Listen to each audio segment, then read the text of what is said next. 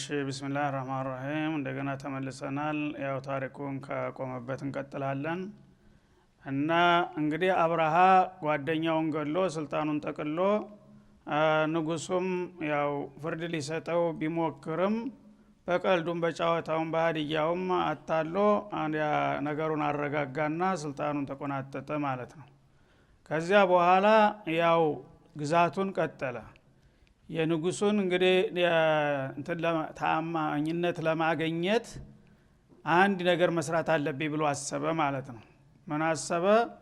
ያው ክርስቲያኖች ስለሆኑ ቤተክርስቲያን መገንባት አለብኝ አለ እና ታሪካዊ የሆነች ትልቅ ቤተክርስቲያን ሶንዓ ከተማ ላይ ገነባ ማለት ነው። ቁለይኒሳ ትባል ነበረ። በጣም ውበቷና አሰራሯ ልዩ ነበረ።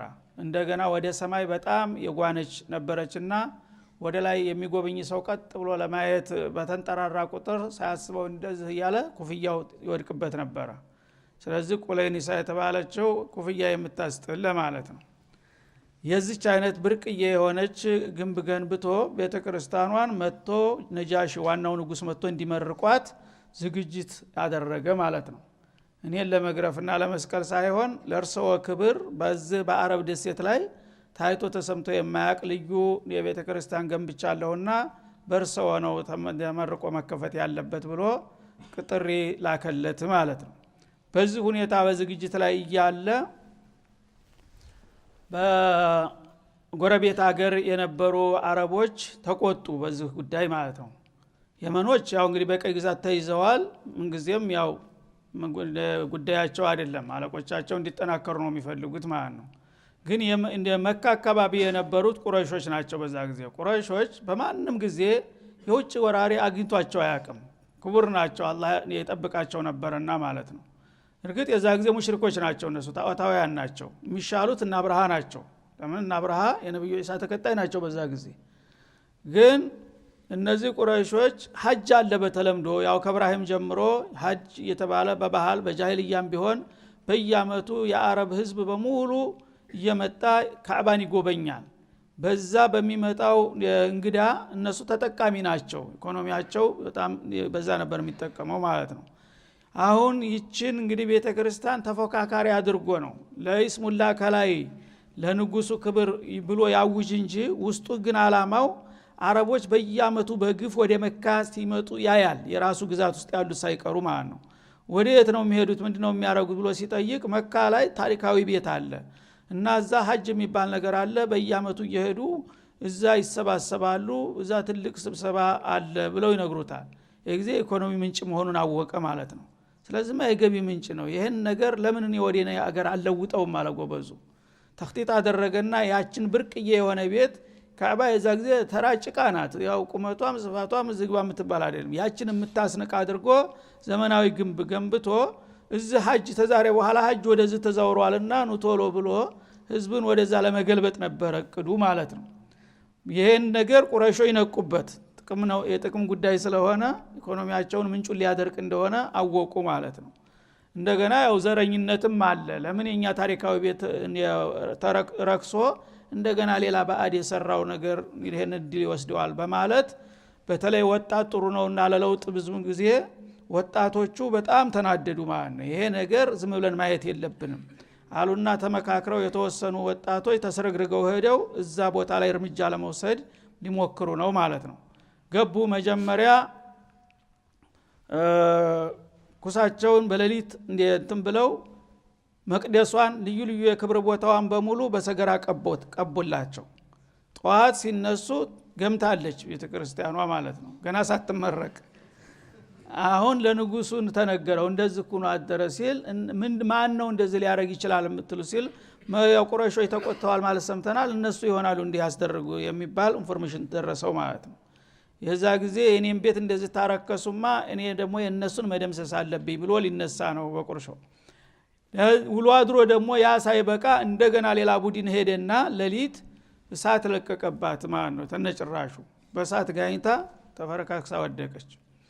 ከዛ በኋላ ደሙ ፈላ። ያለ የሌለ ኃይሉን እንግዲህ አስታጥቆና አዘጋጅቶ ለንጉሱም ልኮ ያ የተባለው ነገር አልተሳካም፣ ችግር ተፈጥሯልና ጦርነት ላደርግ ነው፣ ኃይል ይላኩልኝ እና ጦራቸው የሚመራው በዝሆን ነበር በዛ ጊዜ የዝሆን ኃይል ያስፈልገኛል አለና ወደ 12 ዝሆን ተላከለት ከሀበሻ ማለት ነው እና ይሄ ነጃሺ ይሄን የሰለመው አለመሆኑን ይሄ ያመለክታል ራሱ የሰለመው ነጃሺ በልጅነቱ ጀዝረቱል አረብ ነበር ያደገው ያ ቃል የካዕባን ክብር እና ይሄን ሊያደርግ አይችልም ያኛው ግን ምንም የማያውቅ ነገር ስለሆነ ጦር እንዴት ጎረቤት ሀገርን ግዛት ላስፋፋ ፈልጋለሁ ብሎ ስለጠየቀው ላከለት ጦር እና 60 ሺህ ጦር ነው ያገኘው በአንድ ጊዜ ማለት ነው ለዛ ሁሉ ትጥቅ ስንቅ ሙሉ ዝሆን ደግሞ 12 ዝሆን ጦሩን የሚመሩ ማለት ነው በተለይ አንዱ ዝሆን ተአምራዊ ይባል ነበር ታይቶ ተሰምቶ የማያውቅ በጣም ግዙፍ ነበር እሱን ሲያይ ባንኛውም የጥላት ኃይል በርግጎ የሚሄድ ነገር ነበር ጋራ የሚያክል ነገር ነበር ማህሙድ ይባላል እሱም ጭምር ተላከለት እና ያንን ጦሩን አስተባብሮ ተነሳ እንግዲህ ሰራዊት ክተት ብሎ ወደ መካ ጉዞ ማድረግ ነው ማለት ነው ያን ጊዜ አረቦች እንደምታውቋቸው የተበታተኑ ናቸው እዛ ጊዜ ቁጥራቸው ምዝግባ የሚባል አይደለም ትጥቅም የለም ስልጣኔውም የለም ሁሉም ግመል ነጅ ነው በየ2 3 ቤት ነው አልፎ አልፎ ግን ይሄን ነገር ዝም ብለን ማየት የለብንም አሉና አንዳንድ ብሔረሰቦች ለማደናቀፍ ሞከሩ እንግዲህ ባይሳካልንም እንኳን የካዕባን ውድመት ማየት የለብንም እኔ ባላ አቅማችንን ሞክር ይያሉ የተለያዩ ሙከራዎች ተደረጉ ማለት ነው እና የመጀመሪያ ተቃውሞ ያነሳው ሰውዬ ማን ይባል ነበር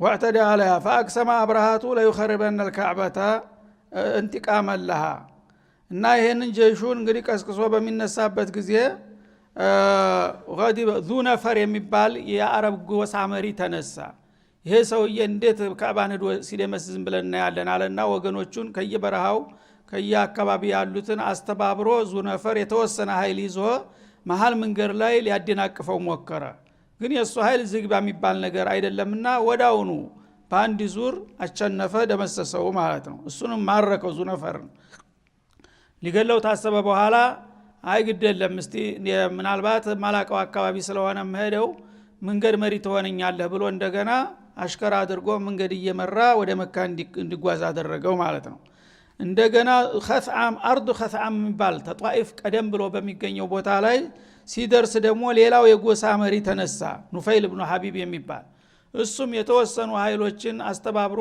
ሲሞክር ወዳውኑ እሱንም ደመሰሰው እሱንም ማርኮ እንደዛው ይዞት ጉዞ ጀመረ ማለት ነው እንደገና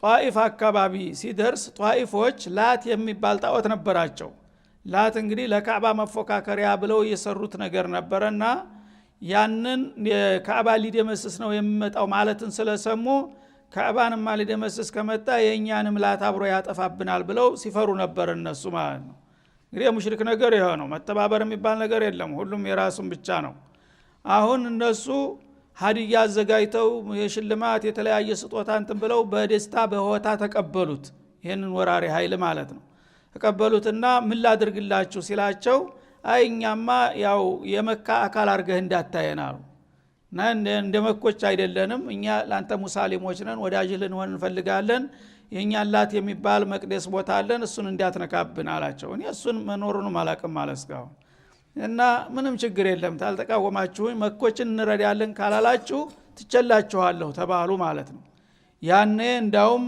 አው ነክሱ ወዳጅ በመሆን መንገዱን የሚመራ አቡ ሪጋል የሚባል አንድ መንገድ መሪ ሰጡት ማለት ነው ሱብሃን ተባባሪ ሆኖ መካን ለማስደምሰስ ማለት ነው ሰው እንደ ጎረቤት እንኳን እንዴት ቢያንስ እንኳን አርፎ መቀመጥ የለም እና ለሱ ተባባሪ ሆኖ የመንገድ መሪ አገልጋይ ሰጡት ያ አቡ ሪጋል የሚባል ሰውዬ እየመራ ወደ መካ እንግዲህ በየመን በእንትና በጧኢፍ ወርዶ በእንትና በሙና ሚና በኩል ይዟቸው ሊገባ ነው ማለት ነው ዋዲል ሙገሚስ የሚባል ቦታ ላይ እዛ ሄዶ ሰፈረ ተሰፈረ በኋላ ያው ሰራዊቱ በጉዞ ስለሰነበተ ትንሽ አቅሙን ለመመለስና ለማስተካከል ብሎ እረፍት አወጀ የተወሰነ ቀን ግን ለሰራዊቱ ግብዣ የሚሆን የአካባቢውን ንብረት ግመል እየዘረፋችሁ አምጡ እያረዳችሁ ብሉ ብሎ ትእዛዝ ሰጠ ያኔ የመካ እንስሳዎች ግመሎች እየተዘረፉ ይመጡ ጀመር ማለት ነው ከዛ ከሚወረረውና ከሚዘረፈው እንስሳ መካከል የነብዩ አያት የአብዱል ሙጦሊብ 200 ግመሎች ተዘረፉባቸው በቅድሚያ ማለት ነው። መካን በበላይነት የሚመሩና የሚያስተዳድሩት አብዱል ሙጦሊብ ነበሩ። 200 ግመል ገና ጦርነቱ ሳይጀመር በወራሪዎች ተወሰደባቸው። ያኔ እሳቸው እንግዲህ ግመሎቻቸው በመወሰዳቸው በጣም ተሰማቸውና ሽማግሌ ሊልኩ ነው ማለት ነው። እሱ ያው ሙቀሚስ ላይ ሚና ላይ መሽጎ ተቀምጧል። ጮማ እየተቆረጠ እየተበላ እየተጠጣ እየተደነሰ ነው። ላኩ። በሚልኩ ጊዜ ተየት ነው የመጣው? ተመካ።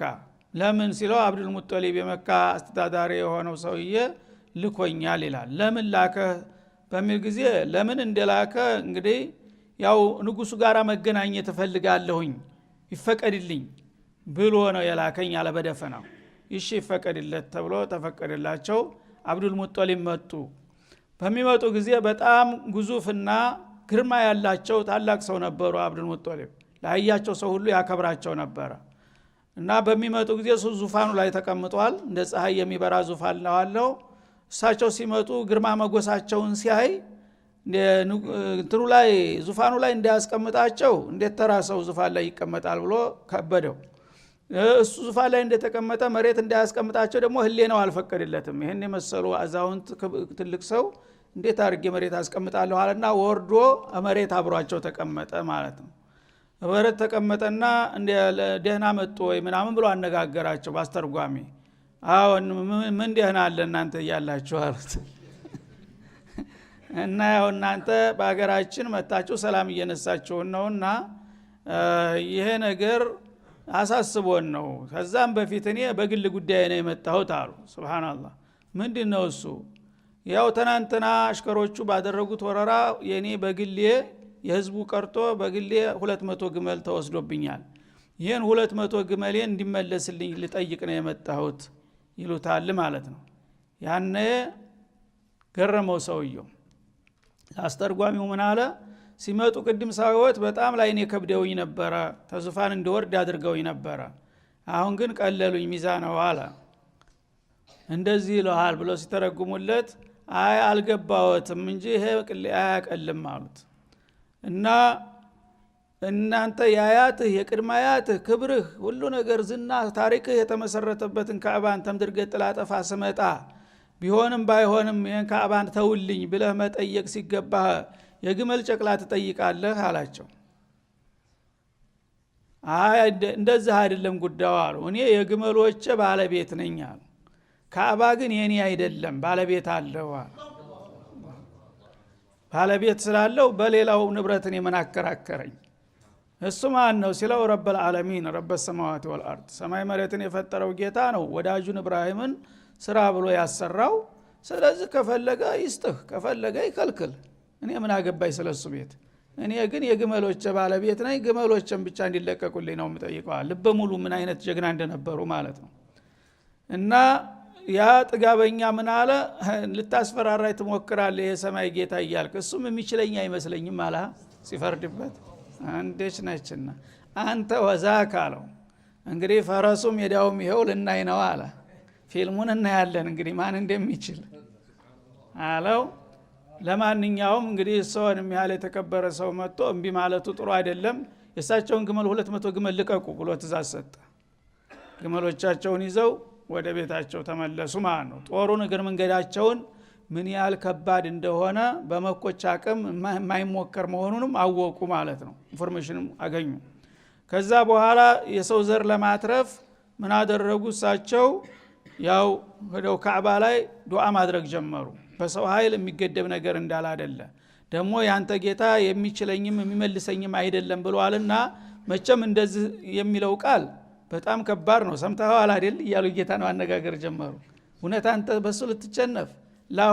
ላሁም ኢነል መርአ የምነዑ ሪህለሁ ፈምና ሪሐላለከ አሉ ላ የግሊበነከ ሶሊቡሁም ወሙሃሉሁም ገደን ሚሃለክ። ግጥም ሽዕር ነው ይሄ። እና እነዚህ ጌታ ሆይ አለ መቼም ጨንቆኝ ነው እንጂ ላንተም መንገር አያስፈልግም። እና ይሄ ሰውዬ ማንም እኔን ሊገድብ የሚችል የለም እያለ እንደሚደነፋ ሰምተሃል አለ።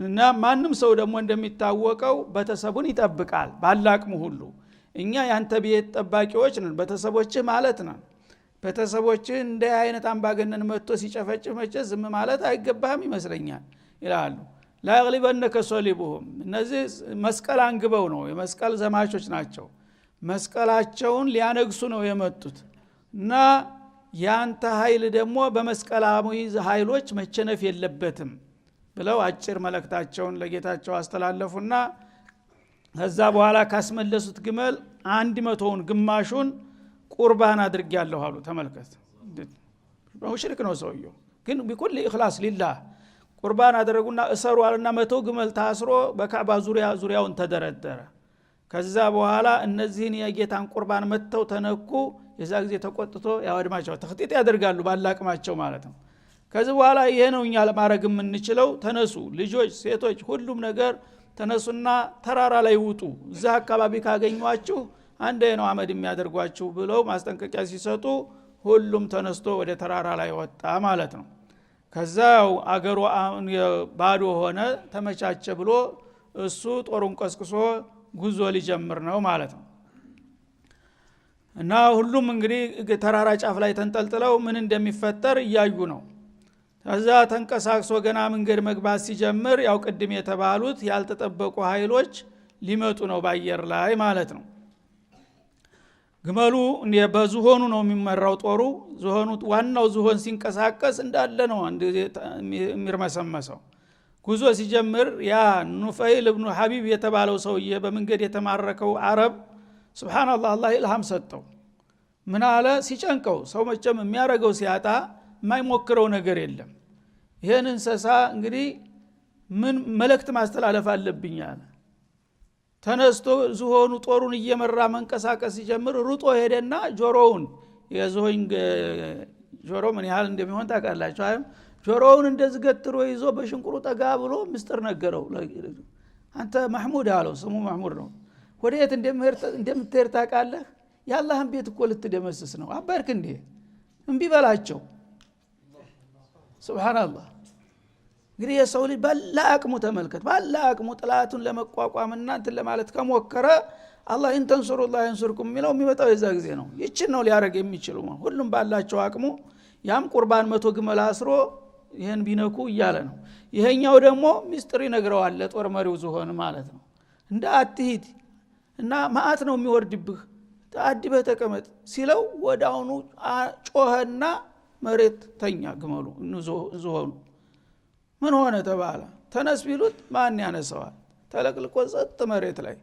ያኔ ቢመቱት ቢደበድቡት ቢቀጠቅጡት ጭራሽ ወደ ሌላ አቅጣጫ ወደ ሻማ ሀገር ፊቱን አዙረው ወደዛ ሄድ እስቲ ሲሉት ተነስቶ ይሮጣል ወደ ምስራቅ ሲያዞሩት ተነስቶ ይሮጣል ወደ የመን ሲያዞሩት ተነስቶ ይሮጣል ወደ መካ ከተባለ ግን ልቅልቅ መሬት ሱብሃንአላህ እንሰሳ ከሰው ተሻለ ማለት ነው ሰው ልጆች ዑቀላ ነበሩ ይሄንን እንግዲህ ማሰብ የሚጠበቀው ከሰዎቹ ነበር አላህ ተአምር ተመልከት እንሰሳውን ቋንቋ ይሰማ ምን አይል ደግሞ የባዕድ ምክር ነው ቢሰማስ ቢያውቅስ አለቃ ህዲ እያለ እንደገና ባዕድ በጆሮህ መጥቶ አንድ ነገር ስለነገረህ እሺ ማለት አለብህ ግን የአላህ ተአምር ማለት ነው እናንተ ከእንሰሳ የበለጣችሁ ናችሁ ዝሆኑ ይሻላል ይልቁንስ ብሎ በዝሆኑ በኩል ማስጠንቀቂያውን አስተላለፈለት ማለት ነው እና ቢሉት ቢያደርጉት በመጨረሻ ጦሩ እንግዲህ ቆሞ ምንድነው ብሎ ንጉሱ ሲል ችግር ተፈጠረ ምን ችግር ማህሙድ አልሄድም ማለት ዝሆኑ ተለቅልቆተኛ خلاص ሌላ መንቀሳቀስ አልተቻለም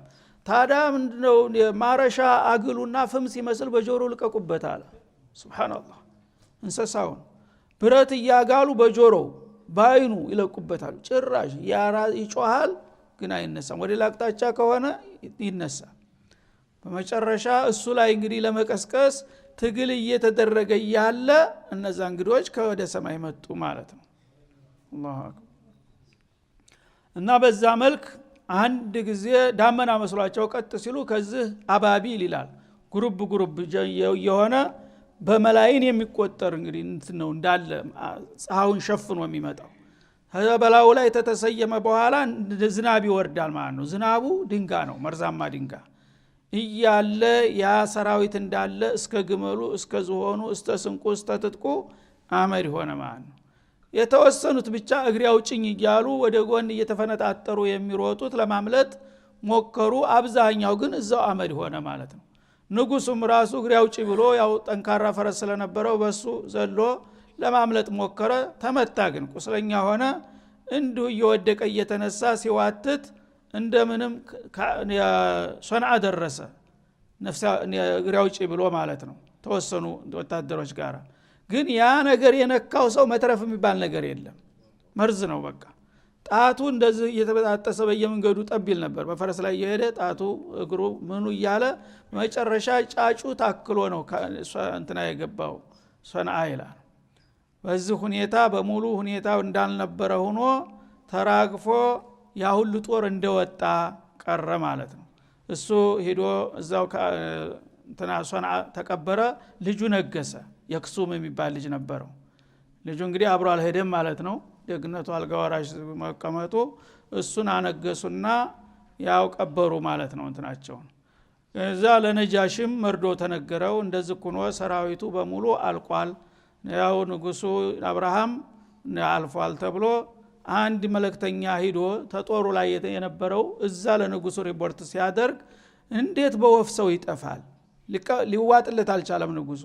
እንዴት ወፍ ጨፈጨፈን ትላላችሁ? ምንድነው የምትሉት ያላችሁት? አልገባኝም። የሆኑ ጥቁቁር ወፎች መጥተው በቃ መርዛማ ነገር ምስር የሚመስል ነገር አዘነቡብን ይለዋል። ሲለው እረ እንዴት ነው? ምን አይነት ጉድ ነው እያለ ለካ ለሱ የተመደበችው ወፍ ተከትለው ትሄዳለች እና በቤተ መንግስቱ በመስኮቱ እንዲውልብ ስትላያት ይችን ትመስላለች፣ ንጉሱ አዩት፣ ይችን ትመስላለች ሲል መጣይና ጠብ ራሱ ላይ እዛ ፍንግል አለ። ይሄው ታልገባ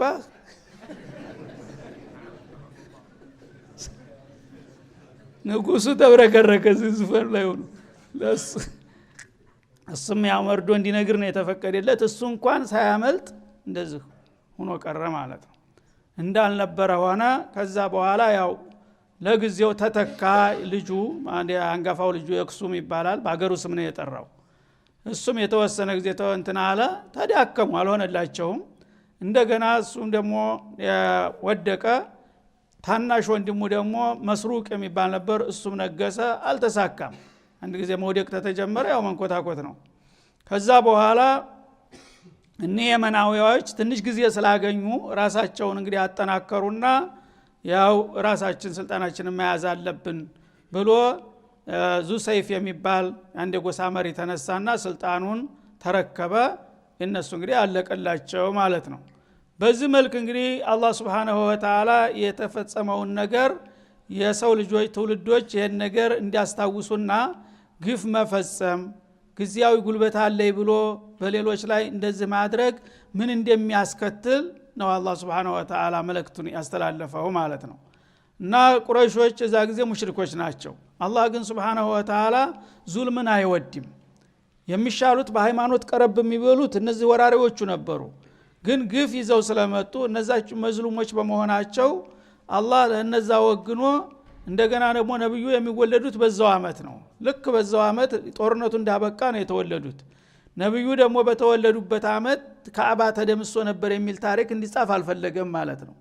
ስለዚህ ያውም እሱ በመጣበት አመት ነው የተባረከ ሰው ካዕባችን ይዳነልን ብለው ህዝቦች ትርጉም እናንተን እንዲሰጡት ይሄ ኢርሃሳት ይባላል። ነብዮች ሊመጡ ሲሉ አንዲ ታምር እነሱን የሚጠቁም ነገር ይሰራላቸዋል አላህ Subhanahu Wa Ta'ala።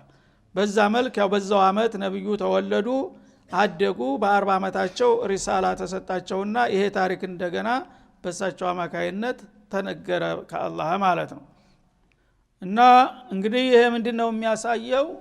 የሰው ልጆች ጉልበት፣ ዕውቀት፣ ሀብት፣ ስልጣን ቢኖራቸውም ያን ነገር ካላወቁበትና በአግባቡ ካልተጠቀሙ ጉልበት አለይ ብሎ በሌሎች ላይ ግፍ መፈጸምና ያላስፈላጊ ወረራ ማድረግ ለሁሉም የማይበጅ መሆኑን ነው ማለት ነው። ያንተም ጨፈጨፋቸውም ሰዎች ያላግባብ ይጨፈጨፋሉ፣ አንተም አትዲንም። አጠፍተህ አታጥፋ፣ አገር አጥፊ መሆን የለባችሁም። ግፈኞች አይቀናቸውም። ኢነላህ ላ ዩስሊሑ ዐመለል ሙፍሲዲን ይላል።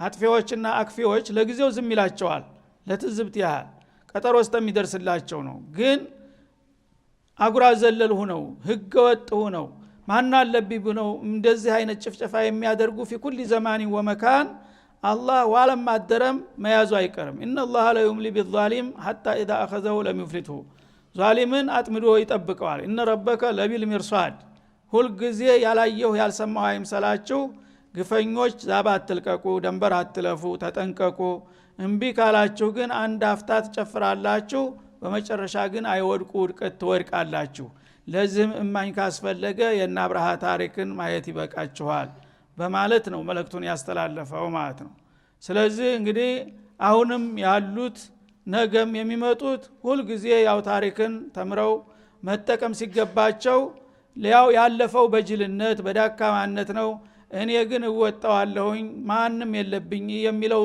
አባዜን ሁል ጊዜም በሰው ልጆች ላይ መልሶ ተከልሶ እየመጣ ነው ያለውና ግን አላህ Subhanahu Wa Ta'ala ታለፉት ተምራችሁ ባካችሁ ስርዓት መያዝ አለባችሁ እያለ ነው የሚያስጠነቅቀን ይሄ ለአኺራ ብቻ ሳይሆን ለዱንያም ለሰላምም ለጸጥታም ለደህንነትም የሰው ልጆች መከባበር እንደሚበጃቸው ግን አንዱ ማን አለብኝ ካለ እሱ ቢረሳውና ቢተወውም የማይተው ጌታ አለ የበላይ ጠባቂ ነኝና አንተ ሌሎቹ ያየው እንዳያዩ በማለት ያስጠነቅቃል هذا وصلى الله وسلم على النبي وعلى اله